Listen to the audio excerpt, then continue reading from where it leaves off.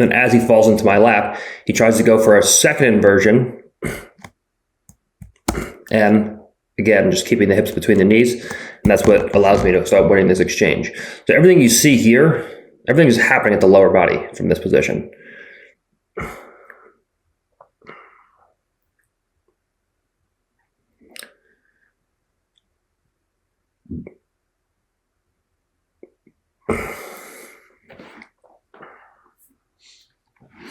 I have the 2-on-1 on that leg. I'm looking to get my left knee outside of his left hip.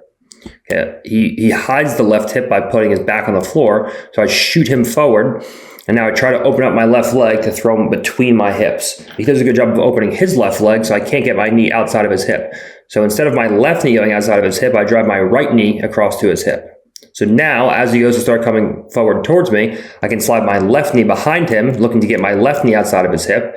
But as I try to get my left knee outside of his hip, now he goes into an inversion. So I follow him with the inversion, and then I put his knees between my hips and win the exchange.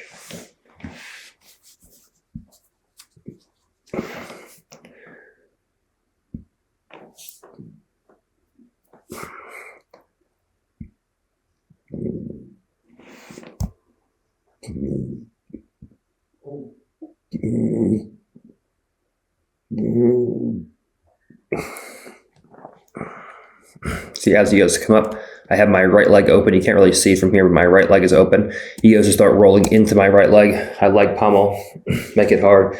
He comes back to the over back grip because he's being a good sport. Then I form that 2-on-1 leg ride.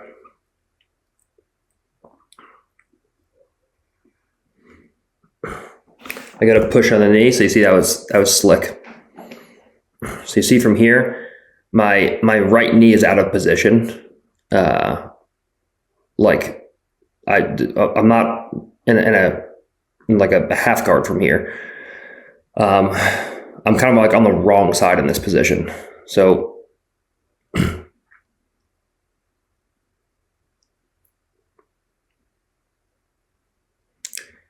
see we end up in this kind of strange position where he tries to go in for a cross body ride from here, but I hop across.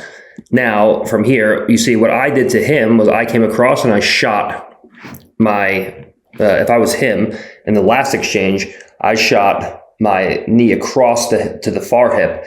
As he went to go come back into me, I used that to heist. If I was Dominic, I would use it to heist my right leg up and then take the back leg I did where I followed that like ending Granby and put the hips back between the knees.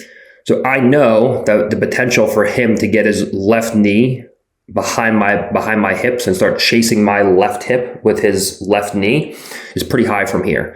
So instead of playing a pull push game where I allow him to start pushing into me, then when I push back, he goes into a heist and slides the knee behind. Instead, I elect to go into an elbow cutback. So it completely kills that whole game, and I end up with a body lock and chest to chest half guard.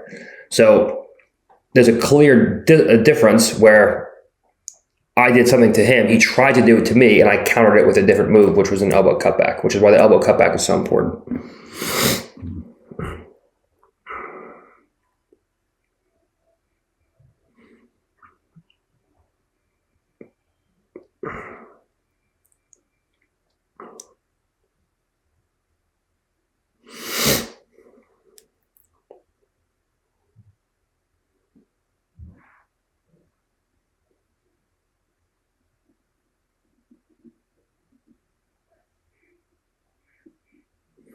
See, lifting that leg.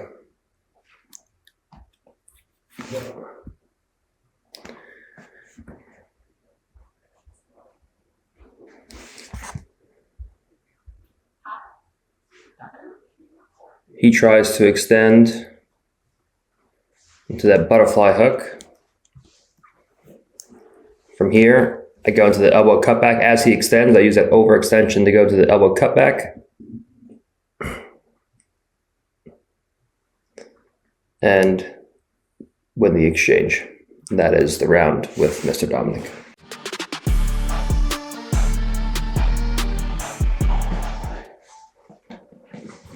All right, round 4 with Fernando from side control. He tries to heist, controlling those hips.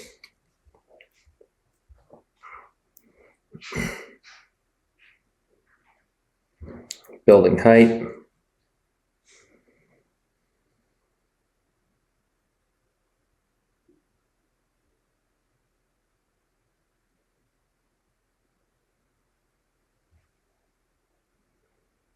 Again, controlling that knee. See how there's resistance? So I'm like stopping him from getting on top of me.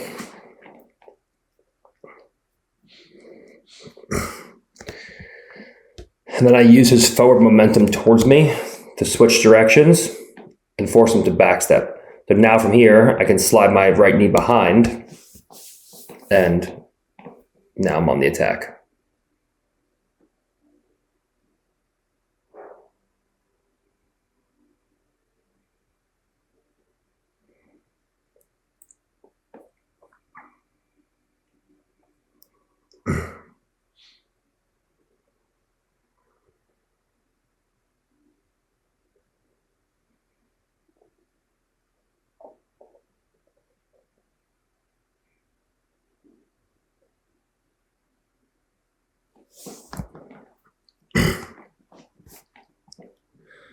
See from here, trying to play around with my leg a little bit.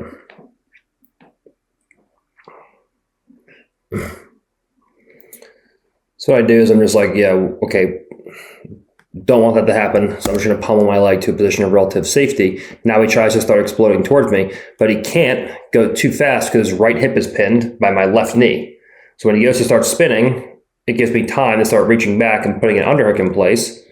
And now I can start building height with that and coming up into a situation where we defend the position.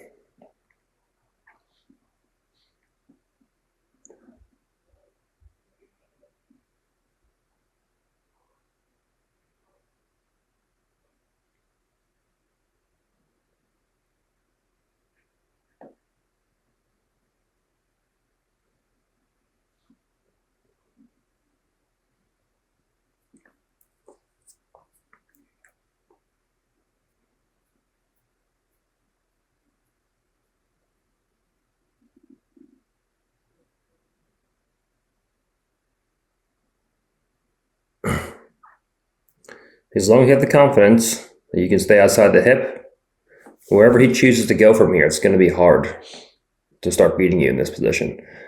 Like, you see my left knee, or my right knee rather, is glued outside his leg. So anytime he falls,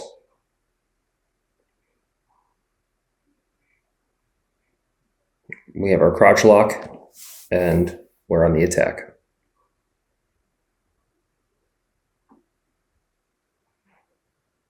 And then right into mount. So he's trying to come towards me, and then I just was allowing him to start turning towards me, and then I misdirected and stepped right into mount, and he wasn't ready for it.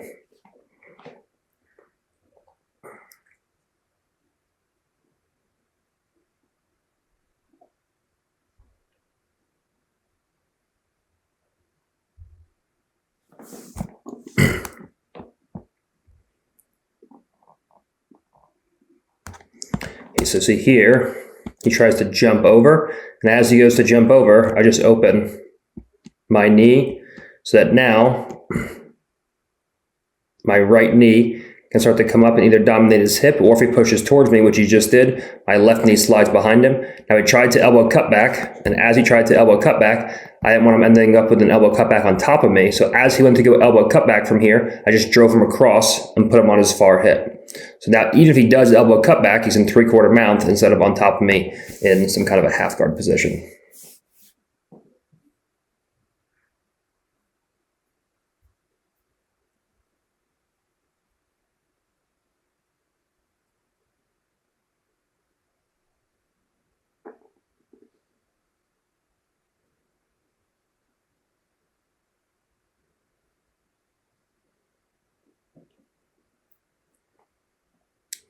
And they're just playing this dilemma game between push-pull to either bridge him back down or scoop behind him. So it's a hard game to beat. You see, there's so much focus. Everyone focuses on the upper body grips. There's so much focus on the lower body leg position. So everybody misses.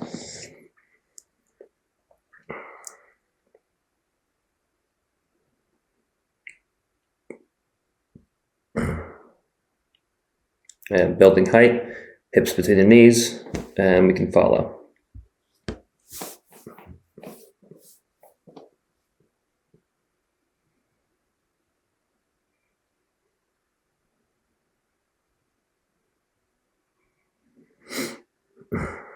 And he kind of just gave up the overback. So that was the fourth and final round, Mr. Fernando. So you see, everything we went over in the instructional is pretty much right here. Obviously, we're rolling relatively light, but the guys tried like the full scope of everything. They tried to come up and start overwrapping the leg, tried to grab the foot, tried to go into different exchanges. But if you just start focusing on starting to step over your partner's legs, leg ride, and get their hips between your knees and dominate their hips with your knees, it's a pretty easy game to start avoiding. But these are like the real reactions that you're going to give against high level players, whereas the things that people are showing now are just like things that just like wouldn't work at all. So hopefully you guys enjoy.